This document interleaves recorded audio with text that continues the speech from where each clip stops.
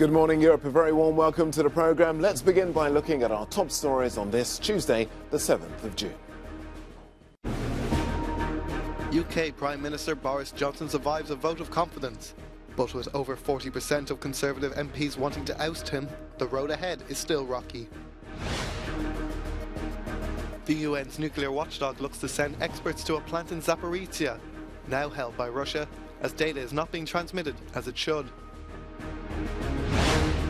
And the UN corroborates over 100 sex crime allegations against invading Russian soldiers in Ukraine. But the UN Russian ambassador says the accusations are baseless.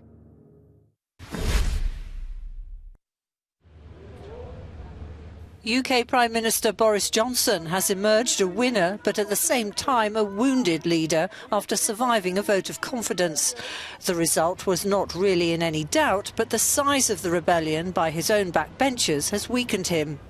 The vote in favour of having confidence in Boris Johnson as leader was 211 votes, and the vote against was 148 votes. Discontent among Tory MPs has grown since a highly critical report into lockdown parties in and near Downing Street during the COVID-19 pandemic was published last month.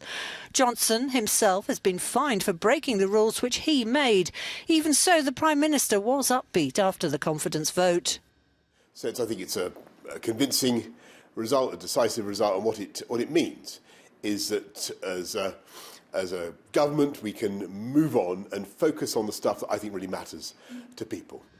Opposition leader Keir Starmer said a divided Conservative Party was now propping up the Prime Minister. Conservative MPs made their choice tonight. They have ignored the British public and hitched themselves and their party firmly to Boris Johnson and everything that he represents. The Conservative government now believes that breaking the law is no impediment to making the law. Johnson is now immune from another Conservative leadership challenge for a year, but party rebels have vowed to keep trying to force him from office, and the task of governing is likely to become more, not less difficult in the weeks and months ahead.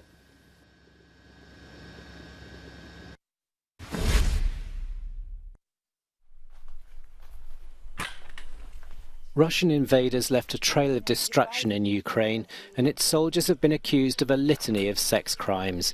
According to the UN Secretary-General's Special Representative on Sexual Violence in Conflict, Pramila Patten, 124 sex crime allegations have been corroborated by the UN. Women constitute most of the alleged victims. 56 of 124 allegations concern women. 49 of the allegations are against children, 41 against girls, 7 against boys, and in one case the gender was unknown. 19 of the allegations are against men, including rape, attempted rape, forced public stripping, and threat of sexual violence. At the UN, the Russian ambassador was quick to react. Today, like many times before, we haven't heard a single example from the rapporteurs, but these allegations of rape fit in nicely in a depiction of Russian soldiers as beasts and brute barbarians orchestrated by Western spin doctors, exactly like the Goebbels henchmen did at the close of World War II. Allegations of rape perpetrated by Russian troops in Ukraine have sparked a wave of protests and demonstrations in cities around the world. The cases corroborated by the UN cover all Ukrainian regions where Russian soldiers have been. It's assumed that there could be many more cases that have not been reported.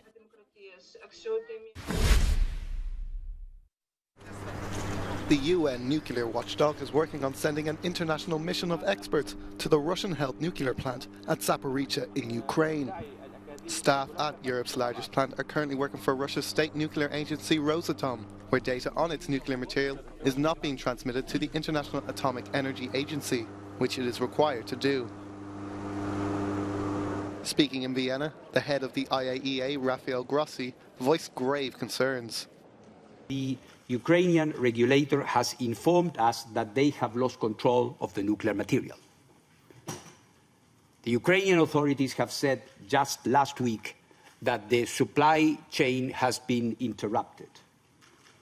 Safeguards activities are not taking place. Safety checks at the plant are urgently needed, according to the IAEA, adding that Moscow must give access to the reactor, which was damaged by nearby fighting in early March. Moreover, fears of a cavalier attitude to nuclear safety by Russian occupying troops have been reinforced following the destruction left at the non-operational Chernobyl nuclear plant, which was for 5 weeks occupied by Russian troops.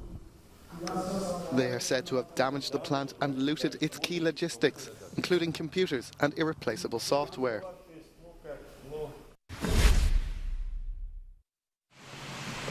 Concern in Vienna over the Iranian nuclear program.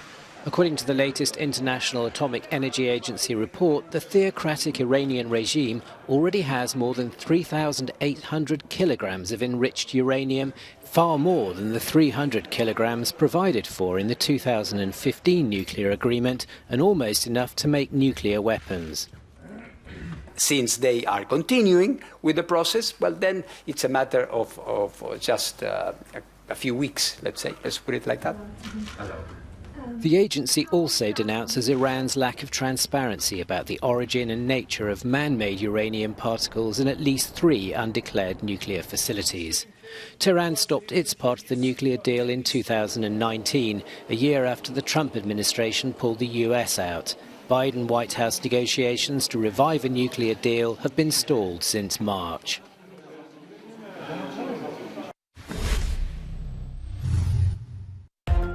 British royals weren't the only ones enjoying themselves at the weekend. Denmark's first family were also out and about, running for charity. The 10K Royal Run takes place in several cities across Denmark. The event was first created to celebrate Crown Prince Frederic's 50th birthday in 2018, and it was so successful it remained in the national sports calendar. After weeks of protest, including hunger strike and sleeping in a tent perched up a tree, environmentalists in Paris are celebrating having saved more than 40 trees from being chopped down around the Eiffel Tower. The idea was to clear space to create a garden in time for the 2024 Olympics, but Paris officials have abandoned the idea.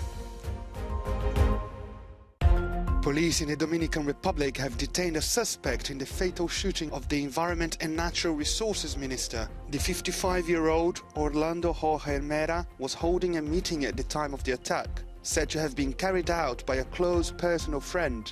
The minister was shot 6 times. The suspect was identified at the time of the shooting, but the motive remains unclear.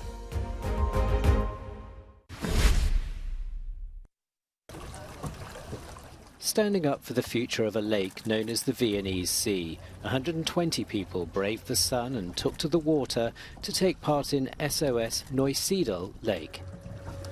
They're trying to raise awareness of climate change and the impact on the 315 square kilometre lake that straddles the border with Hungary.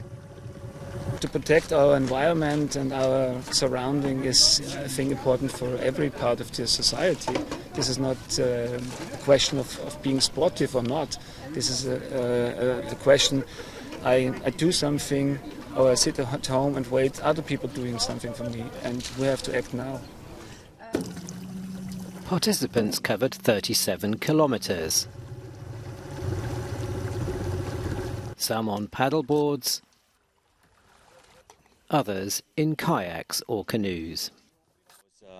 It's taking place here in the lake, and you see what's happening to the lake, and so you get a right feeling, you know, because the water is going back, and maybe in a few years there's not so much water anymore. You can sail, you can only paddle, and this is a big problem. So you can feel it here and see it here right now. The thing is, and they believe the best way to tackle that problem is to involve people and to drum up support for their cause before the lake dries up.